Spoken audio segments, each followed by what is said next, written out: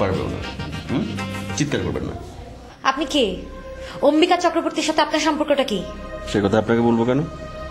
সে কথা আমি অম্বিকা চক্রবর্তীকে বলবো। আরে আপনি দেখে আবার চোখ বন্ধ করছেন। আপনি যেভাবে চিল্লাচিল্লি করছেন আমি তো চোখ বন্ধ করে থাকতে পারছি না। আচ্ছা কি করা যায় বলুন তো? কি করবেন মানে? আপনি বাসা থেকে বের হয়ে যাবেন? আমি তো বের হতে এখানে আসিনি। অম্বিকা চক্রবর্তীর সঙ্গে দেখা না করে আমি এখান থেকে এক পাও নড়বো না। দেখুন উনি বিকেলে বাড়ি ফিরবেন, আপনি তখন আসবেন। এখন যান যান। আরে আমি কোথায় যাব, কার কাছে যাব? আমি তো এই কাঠমান্ডুতে কাউকে চিনি না, জানি না। কার বাসা কি উঠবো বলুন? আরে আপনি কোথায় যাবেন না যাবেন আমি কেমন করে জানবো? আপনি এখন এই মুহূর্তে বাসা থেকে বেরিয়ে যাবেন। এভাবে চিল্লাচিল্লি করবে না, আপনার ঘাড়ের রগ রেশে সব ছেড়ে যাবে।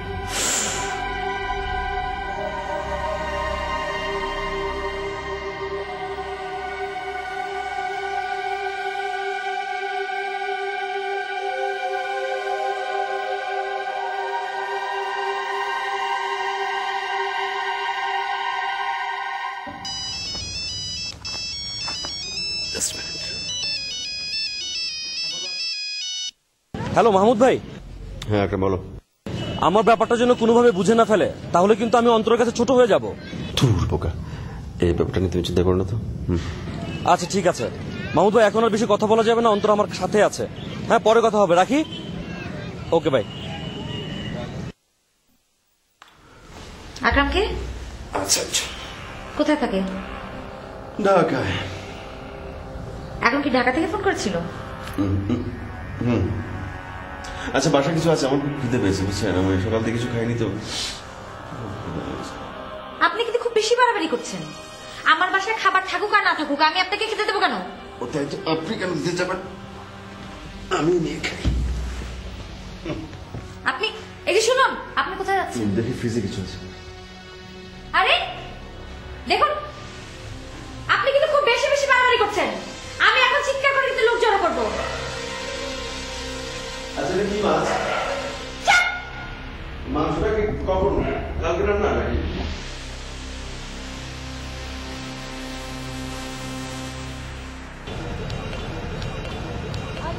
গেস্টের কথা বলে যে সেদিন পোকরা থেকে চলে এলে, আমি তো কিচ্ছু বুঝলাম না।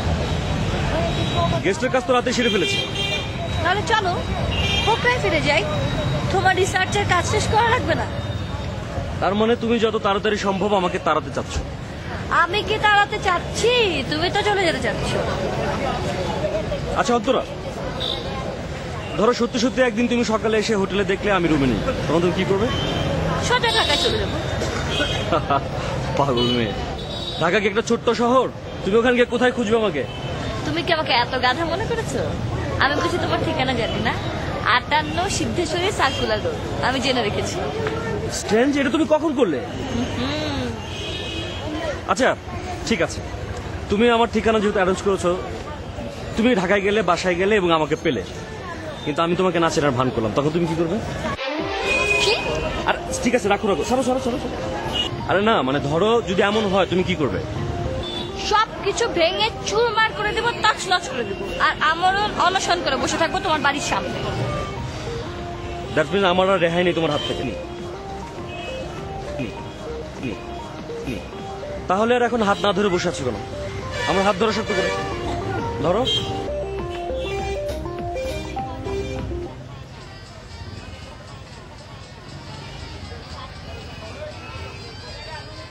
আবার কে?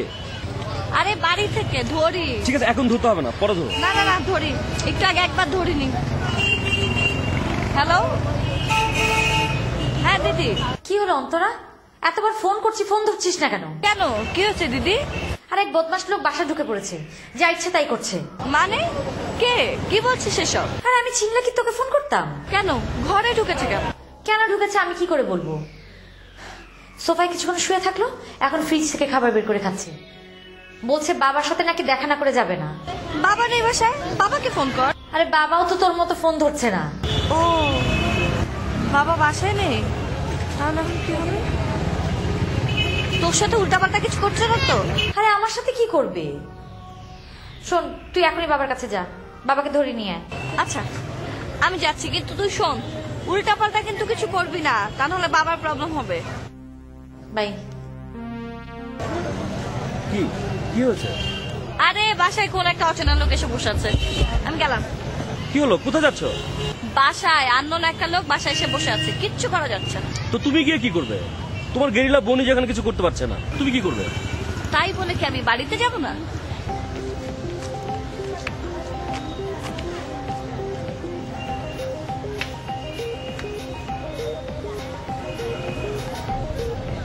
হ্যালো মাহমুদ ভাই। বলো। মাহমুদ ভাই, আচ্ছা আপনি যে ওখানে বসে বারবার আমার নাম নিচ্ছেন, আপনার সামনে কেউ নেই তো? হ্যাঁ। শোনেন, কিছুক্ষণ আগে অন্তরা দিদি ফোন করেছিল অন্তরার কাছে।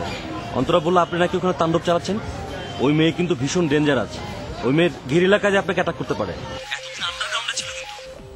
আচ্ছা আচ্ছা, ঠিক আছে ঠিক আছে। আপনি নিজে তো মরবেনই, আপনি আমাকেও মারবেন। অন্তরাও বাড়ির দিকে গেল। অন্তরা যদি আপনাকে চিনে ফেলে? ওকে, বুঝছি বুঝছি, আসো আসো আসো আসো তো আগে। মাহমুদ ভাই শুনেন, মাহমুদ ভাই প্লিজ, মাহমুদ ভাই শুনেন। উফ।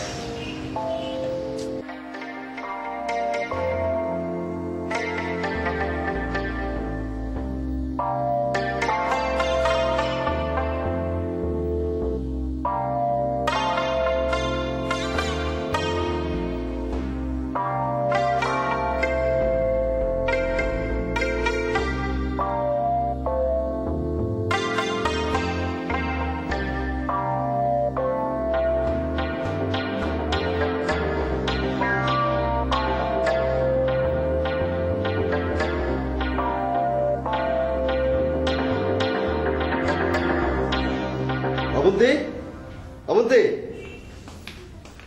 টাওয়াল আছে, এক্সট্রা টাওয়াল। আমি তো টাওয়াল আনতে ভুলে গেছি। টাওয়াল দিয়ে কি হবে? গোসল করে নেবো না, অনেক বেলা হয়েছে না? গোসলটা সেরে নিতে একটু। দেখুন, আপনি কিন্তু আমাকে চেনেন না। আমার আসল রূপ কিন্তু আপনি এখনো দেখেননি। মশা মারতে আমি কামান দেখাতে চাই না।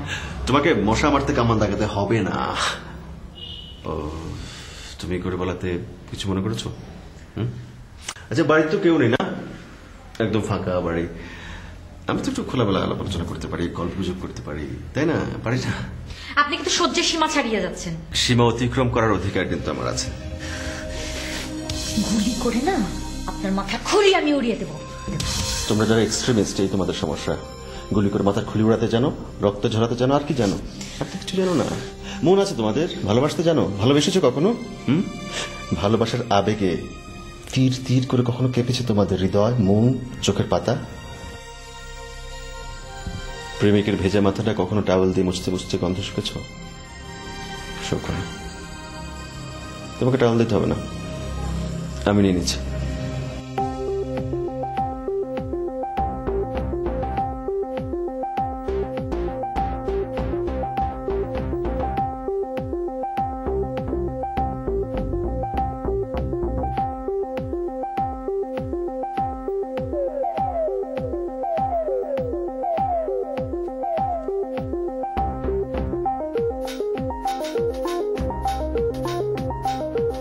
হ্যাঁ, বাবা কি কানে তুলো দিয়ে রেখেছে নাকি?